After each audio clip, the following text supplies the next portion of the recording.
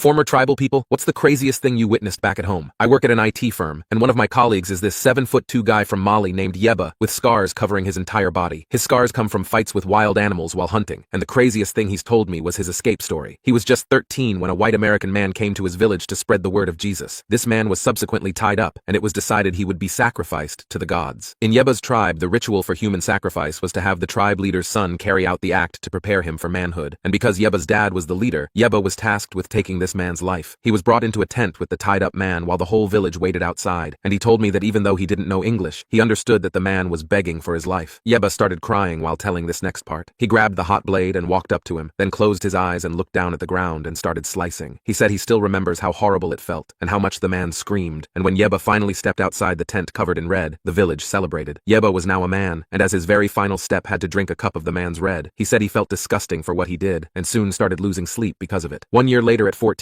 he used a trick he learned from elders as a kid, and buried himself alive in sand, leaving just enough space around his nose for breath. Because he was the leader's son, a search party was started immediately. The men rode out in caravans to nearby towns with which they sometimes traded to search for Yeba, but of course had no luck. When nighttime fell and the men were back home and asleep, Yeba dug himself out of the sand. He then followed the tracks of the caravans across the desert for 35 miles until he reached a town. He lived on the streets of that town for a few months until a kind, lonely old woman took him in. They spoke a different language and couldn't communicate, but Yeba told me she was everything to him. He still keeps a picture of her in his wallet and says without her he doesn't know where he'd be.